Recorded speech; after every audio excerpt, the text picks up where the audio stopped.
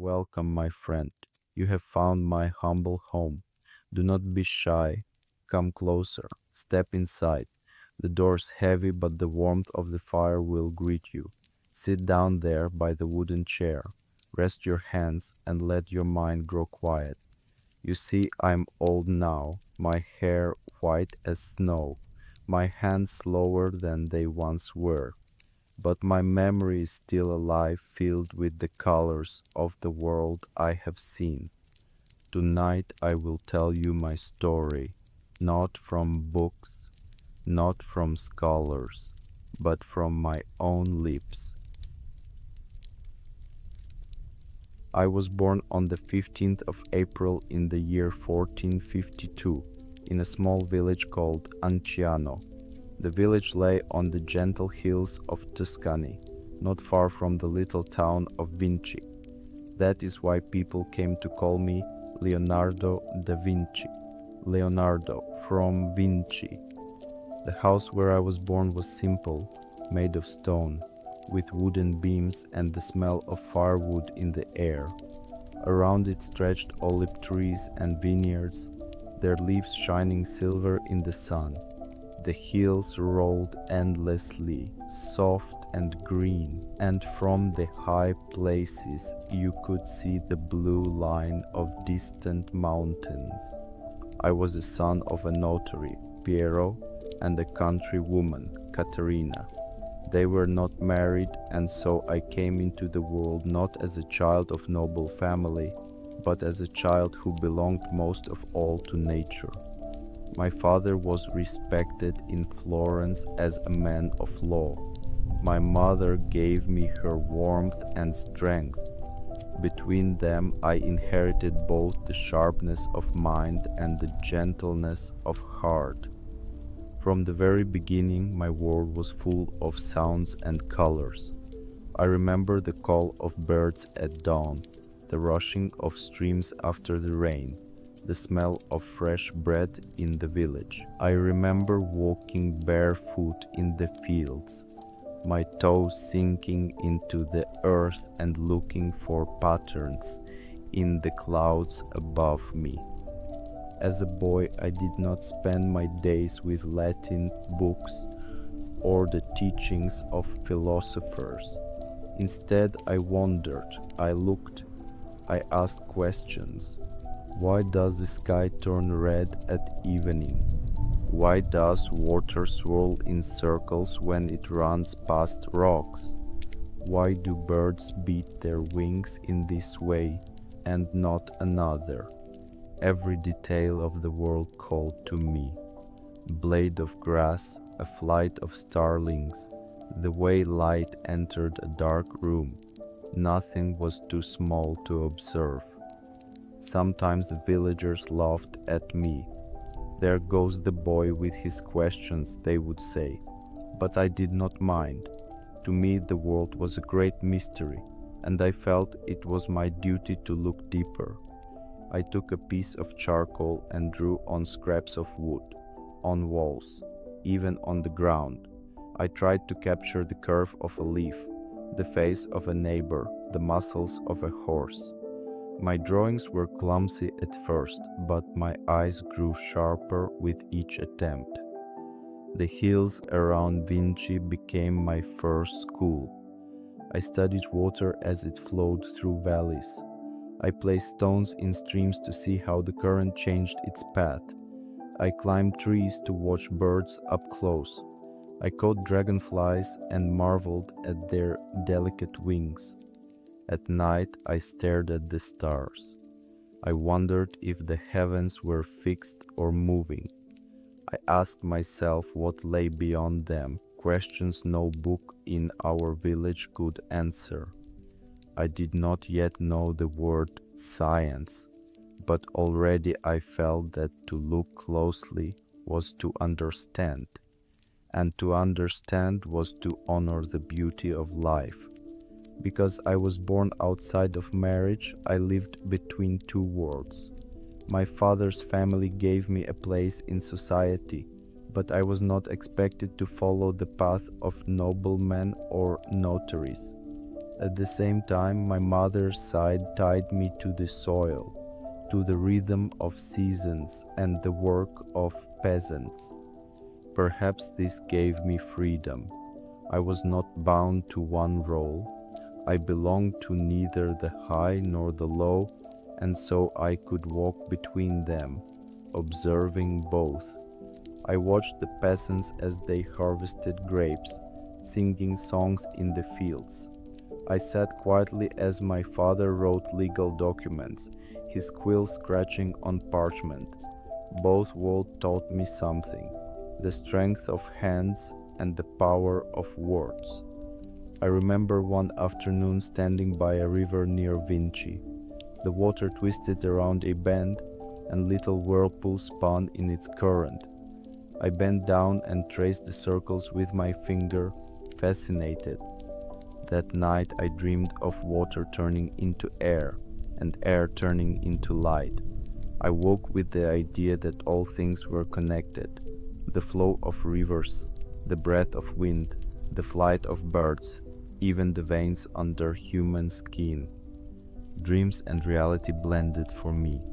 I imagined machines that could lift like wings, wheels that could turn endlessly, instruments that could capture the power of rivers. I was only a child, yet in my mind I already began building worlds. One day my father found my sketches of animals and faces. He looked at them with surprise. They were not polished, but they carried life. He smiled and showed them to friends in Florence. It was the first time I felt that my drawings might carry value beyond myself. Until then, they were only my secret play. Now they became a way of sharing how I saw the world. I realized something important. Art is not only for the artist. It is a bridge. It allows others to see through your eyes, to step for a moment into your way of being. In those early years in Vinci, I did not yet know that my life would carry me to Florence, to Milan, to Rome, and finally to France. I did not yet know that I would paint works people would stare at for centuries. But the seed was planted. The seed was curiosity. The soil was nature. The light was the love of seeing. And from that my journey began. When I was 14, my father Piero decided it was time for me to begin serious training. He had shown some of my drawings to friends, and they encouraged him to bring me to Florence.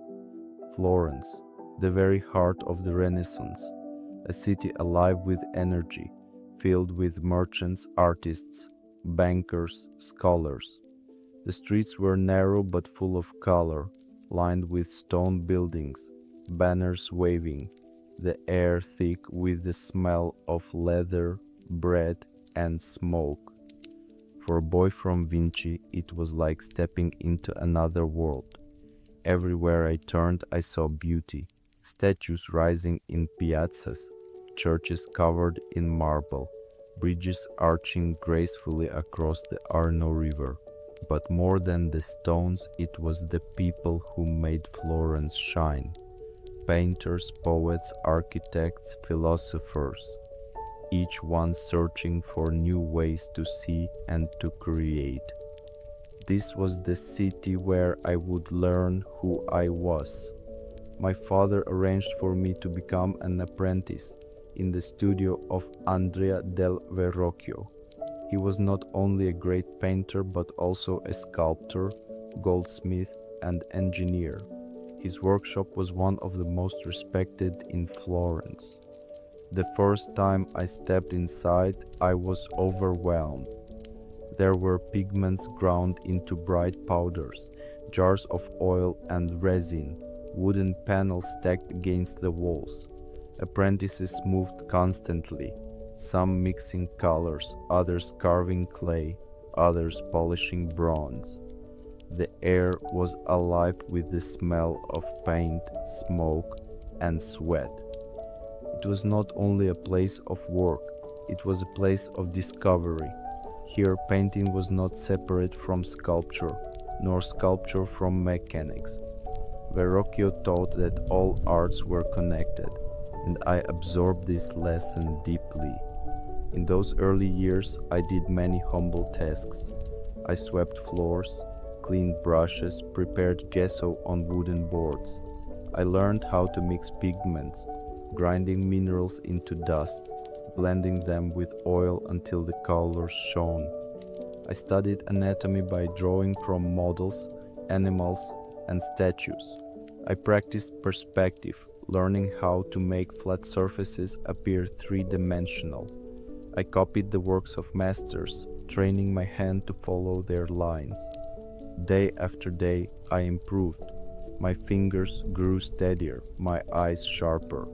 I discovered the joy of making shadows soft, of shaping a curve with light, of capturing the living spark in an eye.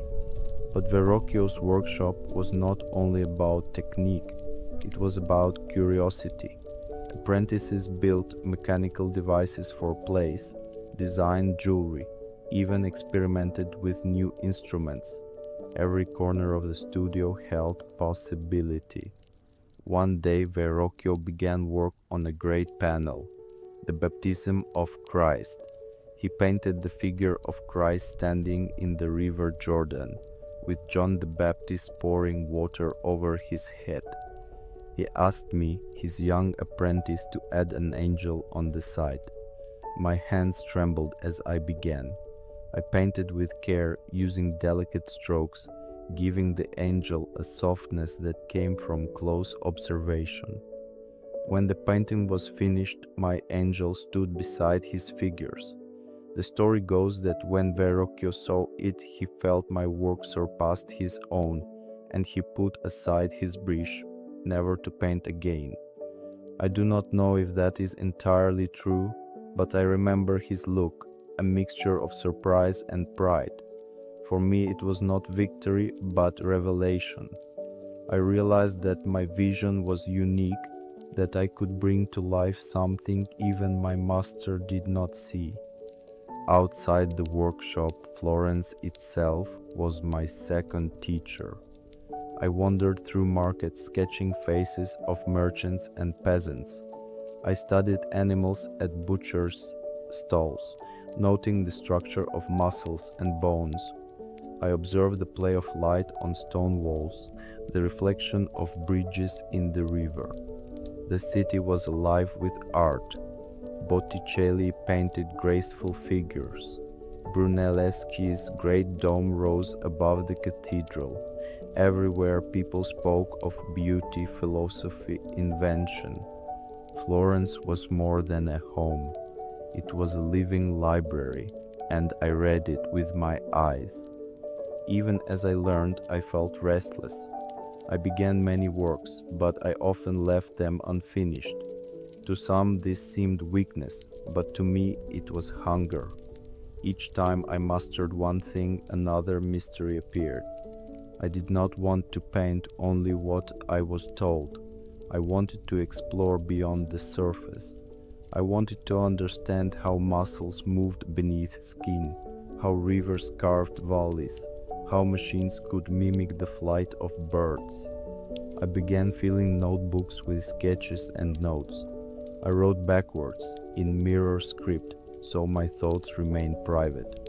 Page after page, I recorded plants, animals, faces, machines. Already my notebooks were becoming more than tools.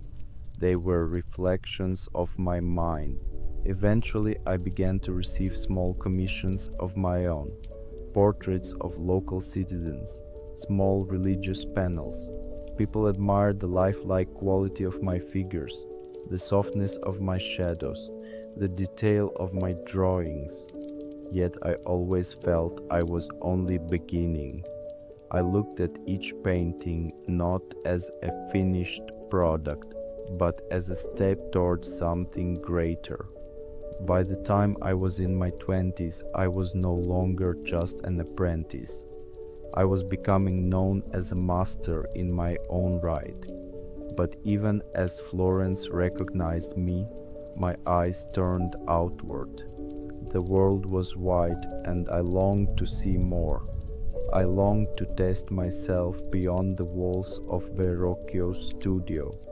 Soon letters would be written, journeys planned, new cities entered. But deep in my heart I would always carry Florence. Its noise, its beauty, its energy, its endless hunger for creation. It was here, among pigments and marble, among merchants and philosophers, that I became not only Leonardo, the boy of Vinci, but Leonardo, the artist who would belong to the world. By the early 1480s, I felt Florence could no longer contain my restlessness. I had studied, painted, and designed within its walls, but I hungered for a new stage, a place where my inventions might be tested and my visions might find patronage. So I turned my eyes north to Milan, to the court of Duke Ludovico Sforza. The Sforza court was famed not only for politics and power, but for its appetite for art, architecture, music, and engineering. I wrote a letter to the Duke offering my service, but I did not begin by speaking of paintings. Instead, I described machines of war, catapults, cannons, armored vehicles, bridges that could be raised and lowered. Only at the end did I mention that I could also paint. I knew that rulers of cities valued weapons more than portraits, yet behind my words was a different truth. I longed to create beauty, not destruction. The Duke accepted me, and so I left Florence and entered Milan, a city of soldiers, merchants, and scholars. The court of Ludovico was grand. Banquets filled great halls with music and laughter. Scholars debated philosophy under torchlight. Musicians played instruments of strange design, some of which I myself improved. I was given commissions both practical and splendid. I designed fortifications and studied canals. I organized pageants and festivals, creating stage machinery that could lift actors through the air or open the heavens with painted clouds. Milan became not only my workplace but my laboratory. I observed, experimented, and recorded everything I saw. The Duke gave me freedom, and in that freedom my notebooks grew thick with ideas. Among my greatest tasks in Milan was to paint a mural for the monastery of Santa Maria delle Grazie, the subject, the final meal of Christ with his disciples.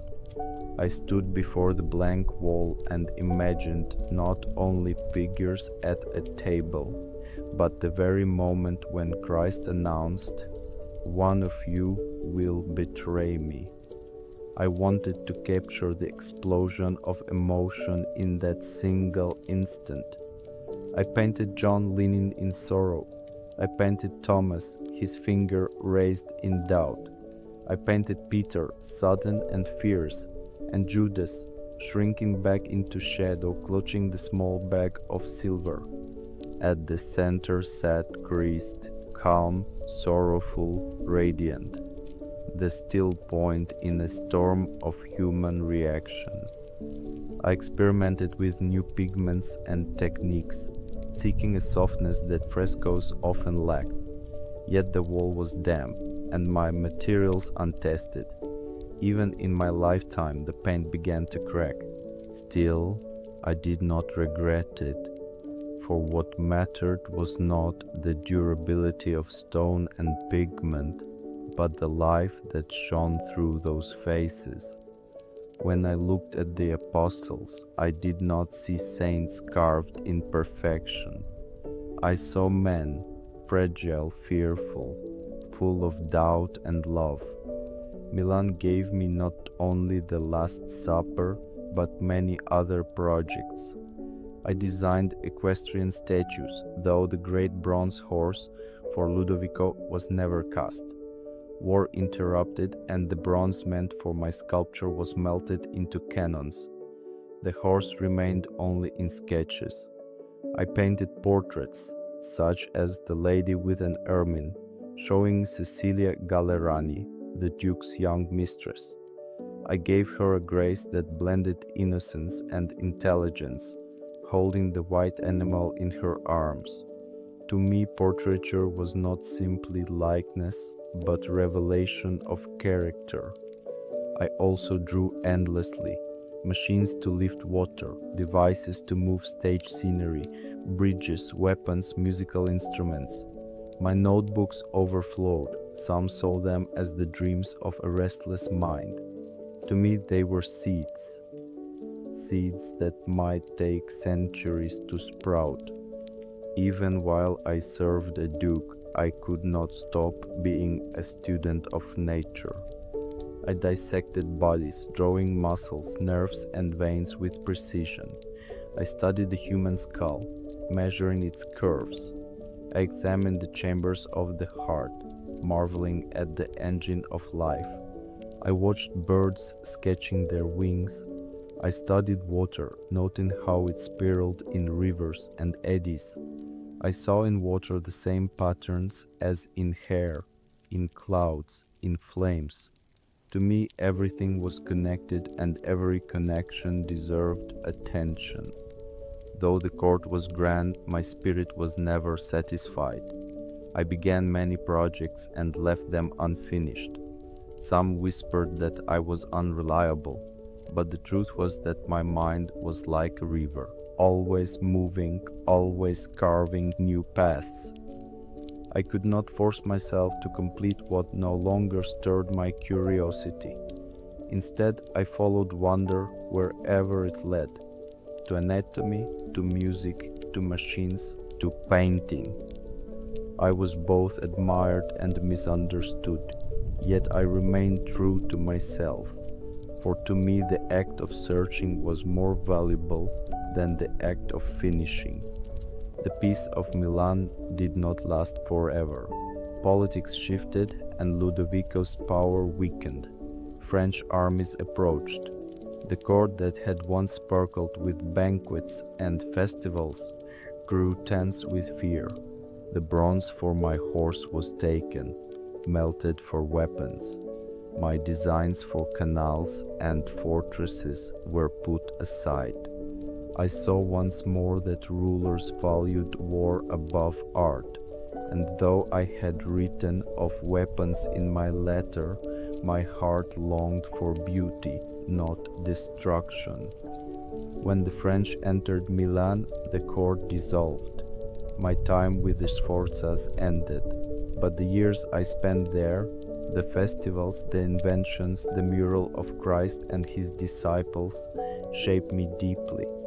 When I think back on Milan, I remember not only the faces I painted, but the freedom I felt.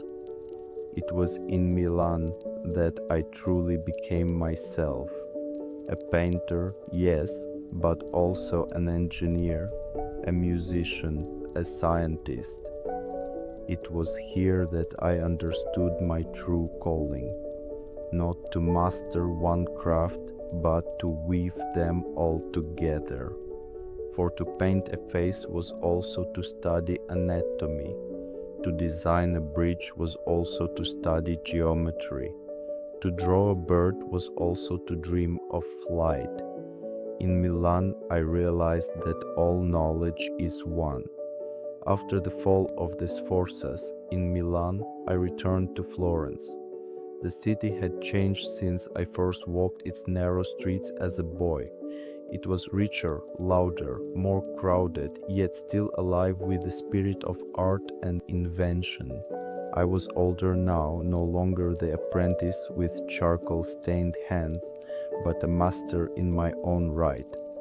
People whispered my name with respect, though I carried with me the same restlessness, the same hunger to see more. In Florence, I was given commissions for great works, though, as always, my heart did not easily rest on one thing. I painted, I designed canals, I studied anatomy. My notebooks grew heavier with sketches and questions. but it was here that one commission would become not just a painting, but a companion for the rest of my life. I was asked to paint the portrait of a woman named Lisa Gherardini, the wife of wealthy merchant Francesco del Giocondo. At first it was like any other portrait, a woman sitting, her hands folded, her gaze calm. But as I began, something changed. Her smile. It was not wide, not fixed. It was subtle, shifting, alive. When I looked from one angle, it seemed tender. From another, it seemed secret. Sometimes it was joy, sometimes sadness. I tried to capture it with my brush, but it always escaped. And so I painted and painted again, adjusting the corners of her lips, the softness of her cheeks, the light in her eyes. Years passed and I still carried her with me. Wherever I traveled, she came too. You call her the Mona Lisa. To me, she was more than a woman. She was the mystery of life itself. When I painted Lisa, I did not place her against a flat wall. I set her before a landscape that flowed like water and dream. Curving rivers, distant mountains, spaces that led nowhere and everywhere. I wanted the background to echo the mystery of her smile, to show that behind every human face lies the vast, untamed world, both real and imagined. Light and shadow blended softly, no harsh lines, no boundaries, only the gentle transitions of nature, the way air itself wraps around us. This was my technique of sfumato, like smoke, like breath, like the soul itself. The Mona Lisa was not my only creation in those years. I painted the Virgin and Child with Saint Anne, a work filled with tender gestures, the child Christ playing with a lamb, the mother's eyes full of love and quiet knowledge. I studied floods and rivers, drawing plans for canals to protect Florence. I dissected corpses in the hospitals, writing notes on bones, muscles, and organs with unmatched detail. I imagined flying machines still, sketched giant crossbows, designed cities with wide streets and underground sewage. Some called me distracted, a man who left works half finished. But I did not see incompleteness. I saw abundance. The world was too rich, too full, for one man to exhaust. As years passed, other artists rose in fame. Michelangelo carved his great David, a giant in marble. Raphael filled the Vatican with frescoes of grace and balance. I admired their brilliance, yet I felt apart. They sought perfection in form. I saw truth in mystery. In Rome, under the patronage of Pope Leo X, I worked, but often I felt constrained. Commissions were slow, politics heavy. My notebooks filled with more experiments than finished paintings. I studied optics, the bending of light, the geometry of perspective. I dissected the heart, discovering the way valves opened and closed. I marveled at how the body, like the universe, was built from patterns and proportions. But my rivals gained more favor. Michelangelo's fiery genius, Raphael's harmony, they shone brightly in the Vatican's halls. I walked my own quieter path. By this time I was no longer young. My beard had grown long and white. My hands, though steady, sometimes trembled with age. Yet my mind refused to grow old. I dreamed still of machines, of rivers, of new worlds. I wrote endlessly, filling page after page with drawings and thoughts. I knew that time was shortening, but my curiosity did not fade. it burned even brighter, for every question answered revealed another waiting in the dark. I often thought, perhaps I will die with most of my works unfinished, and perhaps that is as it should be. For creation is not about completion, but about exploration. Even as I grew old, Lisa's smile remained with me. When I looked at her, I saw not only a woman, but the essence of humanity, the mix of joy and sorrow, certainty and mystery that lives in every soul. Sometimes late at night I would stare at her face by candlelight. Her smile seemed to speak to me. You will never capture me fully, Leonardo. But that is the beauty of life. It cannot be trapped, only touched. And so I understood. The Mona Lisa was not unfinished. She was alive, and life itself is never complete. By the year 1516 I was an old man. My hair had grown white, my beard long. It was then that King Francis I invited me to his court. He admired my art, but more than that, he admired my spirit of invention. He gave me a title, Premier Painter, Engineer and Architect to the King. He promised me not only comfort but friendship. And so I left Italy behind and traveled north, carrying with me my most beloved works, among them the portrait of Lisa with her eternal smile. The king gave me a residence at Clos Lucy, a beautiful manor near his great chateau at Amboise. There I spent my final years. Clos Lucy was peaceful. Its gardens were wide, its rooms filled with light. From my window I could see the gentle hills of France. Birds sang in the trees, streams whispered in the distance. It reminded me in some way of my childhood in Vinci. The king often visited me. He was young, full of energy, curious about everything. He treated me not as a servant, but as a companion. We walked the gardens together, speaking of art, of philosophy, of the mysteries of life. He listened to my stories of Florence, of Milan, of my endless studies. In him I found not just a patron, but a friend. Though my body weakened, my curiosity did not. Even at Clos Lucy, I drew, I planned, I dreamed. I designed festivals for the king, creating machines that moved the heavens, stages that opened like flowers, devices that could fill halls with light. I worked on ideas for ideal cities, with wide streets and underground canals, places of both beauty and health. The Mona Lisa rested beside me, her smile unchanged, eternal. I looked at her often.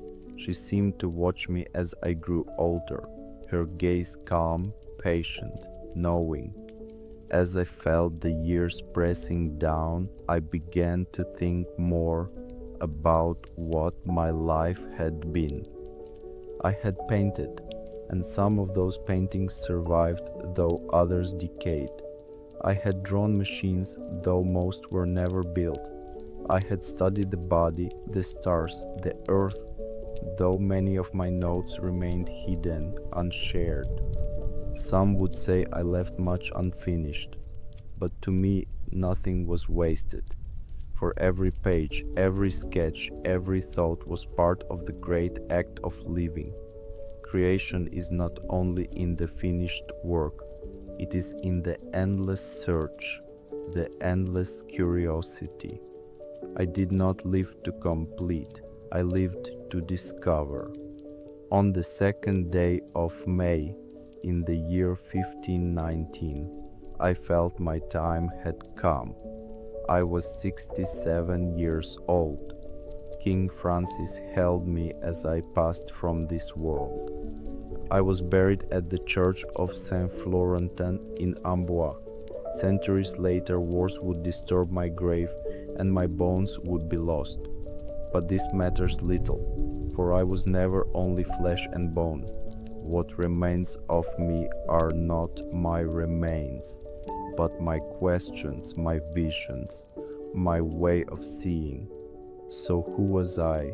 A painter of the Mona Lisa, the artist of the Last Supper, an inventor of flying machines and strange devices.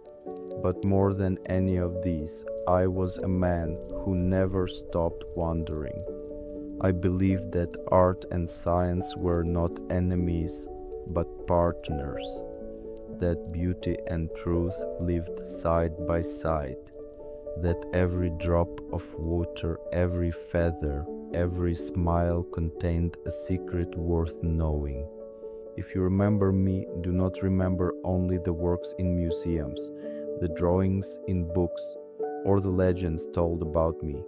Remember instead the spirit of curiosity, the willingness to look closely, the courage to ask why, because this above all is the gift I leave.